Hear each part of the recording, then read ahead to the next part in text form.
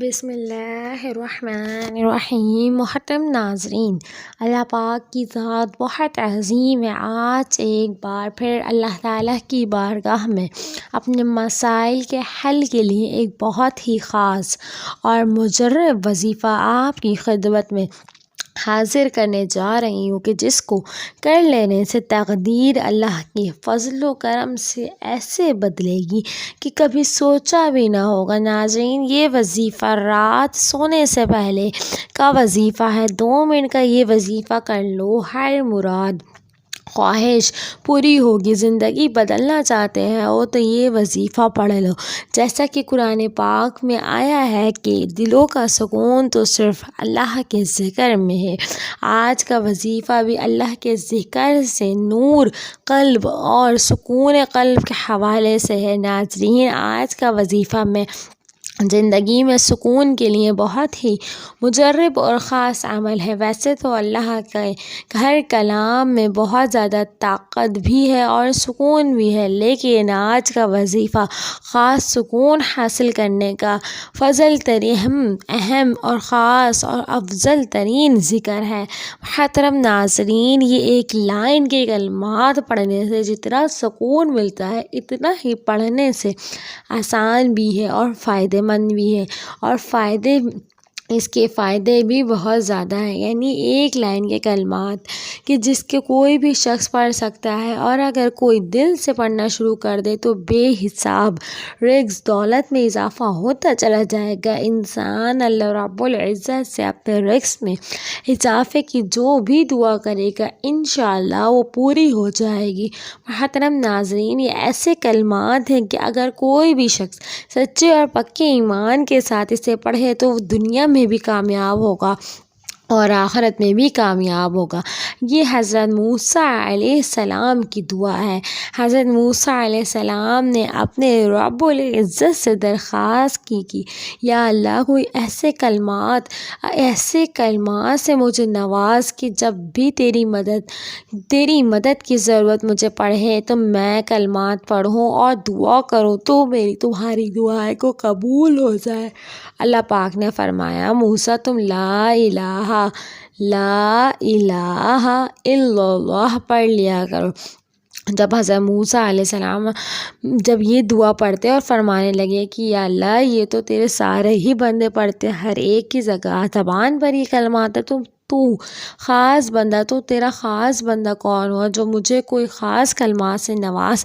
لا الہ الا اللہ میں ایسی کیا خاص بات ہے کہ میں پڑھوں گا تو مجھے تیری مدد حاصل ہوگی؟ تو اللہ پاک نے کی طرف سے جواب سن لے۔ اللہ پاک رب العزت نے فرمایا، موسیٰ، کیا تم ان کو کوئی معمولی کلمات سمجھتے ہو؟ میزان میں پلڑے میں ایک طرف 7 زمینیں اور آسمان رکھ دی جائیں، دوسری طرف یہ کلمات رکھ دیے جائیں تو ان کلمات کا پلڑا بھاری ہو جائے گا۔ ناظرین، یہاں سے معلوم ہوتا ہے کہ جو کلمات جنہیں مشکلات میں، پریشانیوں میں، دکھ اور تکلیفوں میں حضرت موسیٰ علیہ السلام نے پڑھا، تو پھر ہمارے لیے اس میں کیوں فائدہ نہیں؟ یعنی ایسے کلمات جن کو مصیبت میں، پریشانی میں نبیوں نے پڑھا تو ہمارے لیے فائدہ کیسے ثابت نہیں ہوں گے؟ ناظرین، یہ جو وظیفہ بھی لا الہ الا اللہ پر مبنی ہے، اور یقین کریں اس وظیفے کی برکت سے آپ کو دنیا بھی ملے گی، آخرت بھی ملے گی۔ جس نیت سے یہ وظیفہ کرو گے، انشاءاللہ وہی پاؤ گے۔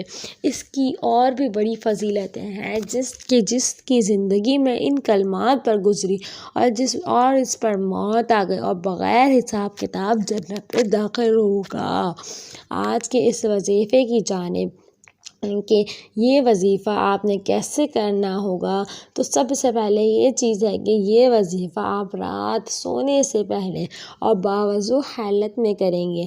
آپ عشاء کی نماز کے فوراً بعد سوتے ہیں تو آپ کو وضو دہرانے کی ضرورت نہیں، کیونکہ نماز کے فوراً بعد اگر کریں گے تو آپ کا وضو برقرار ہوگا، تو آپ نے اسی ٹائم وظیفہ کر دینا ہے۔ لیکن اگر آپ دیر سے سوتے ہیں تو آپ کو دوبارہ وضو کر کے یہ وظیفہ شروع کر دینا چاہیے۔ تو رات سونے سے پہلے آپ کیا کریں گے، کچھ اس طریقے سے ورد کرنا ہے کہ 50 مرتبہ آپ نے لا الہ الا اللہ دہرانا ہے، یعنی 50 مرتبہ آپ نے لا الہ الا اللہ پڑھنا ہے۔ آپ حساب جو ہے اس میں کبھی بھی قسم کی کمی بیشی نہ کریں، جو تعداد آپ کو بتائی گئی ہے آپ اسی تعداد میں ہی پڑھیں۔ آپ تسبیح کا بھی سہارا لے سکتے ہیں یا اپنی انگلیوں پر بھی پڑھ سکتے ہیں، لیکن یاد رہے کمی بیشی نہ ہو تو 50 مرتبہ آپ نے لا الہ الا اللہ پڑھ لینا ہے، اور اس کے اول و آخر آپ نے 11 بار درود پاک بھی پڑھ لینا ہے۔ ایک درود پاک جو ہے درود ابراہیمی پڑھنا ہے، جو ہم نماز میں پڑھتے ہیں۔ تو یہ چھوٹا سا وظیفہ ہے، کوئی مشکل کام نہیں، کوئی بھی مسلمان میرے بہن بھائی اس چھوٹے سے وظیفے کو کر سکتا ہے۔ بظاہر ہی بہت چھوٹا ہے، لیکن اس کی برکتیں بہت زیادہ ہیں، یعنی یہ چھوٹا سا وظیفہ آپ کے تمام مسائل حل کر دے گا۔ اب اس کے بعد آپ نے دعا کچھ اس طریقے سے کرنی ہے کہ سب سے پہلے آپ استغفار کا کثرت سے ورد کریں گے، کیونکہ یہی وہ گناہ ہوتے ہیں جو کہ ہماری حاجات کے آگے حائل ہو جاتے ہیں۔ تو گناہوں کے بخشش کے لیے پہلے تو اللہ سے گناہوں کی توبہ کی جائے اور استغفار کثرت سے کا ورد کیا جائے۔ ناظرین، استغفار کا کثرت سے ورد کرنے کے بعد آپ ایک بار درود پاک پڑھیں۔ ایک بار درود پاک پڑھنے کے بعد دعا کے لیے ہاتھ اٹھائیں۔ انشاءاللہ اللہ رب العزت سے جو چیز بھی مانگو گے وہ مل جائے گی۔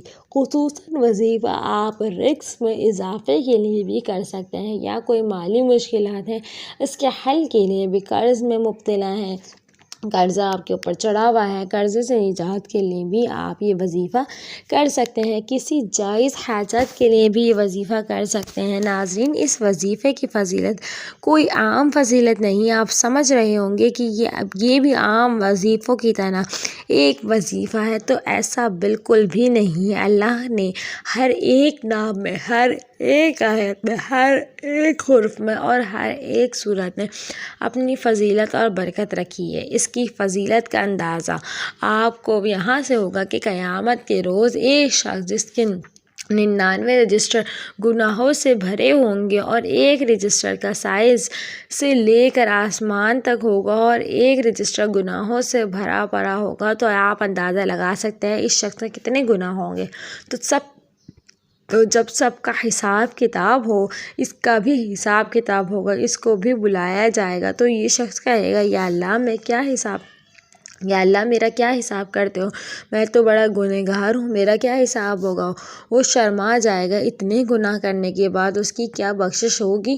وہ یہ سمجھے گا کہ اللہ رب العزت فرمائے گا آج ذرا بھی ناانصافی نہیں ہوگی، آج سب کے ساتھ انصاف ہوگا، آج تیرے ساتھ بھی انصاف ہوگا، اور اس کے ہاتھ میں ایک چھوٹا سا پتا پکڑایا جائے گا۔ تو اس طرح ساتوں زمینیں اور آسمان جس کی عبادت کرتے ہیں کہ ہم لا الہ الا اللہ کو اتنی بڑی برکت ہے کہ ساتوں زمینیں آسمان ایک طرف رکھ دیے جائیں اور ایک طرف لا الہ الا اللہ رکھ دیا جائے تو پلڑا بھاری ہو جائے گا۔ تو بالکل ویسے ہی اس ماحول میں بھی لا الہ الا اللہ کا پلڑا بھاری ہو جائے گا، یعنی ایک طرف 99 رجسٹر گناہوں سے بھرے ہوں اور دوسری طرف ایک چھوٹا سا پتا ہاتھ میں پکڑا جائے اور اس پتے پر لکھا ہو کہ لا الہ الا اللہ، اور جب تولا جائے گا تو لا الہ الا اللہ کا پلڑا بھاری ہو جائے گا۔ ناظرین، یہ بہت ہی بابرکت وظیفہ ہے،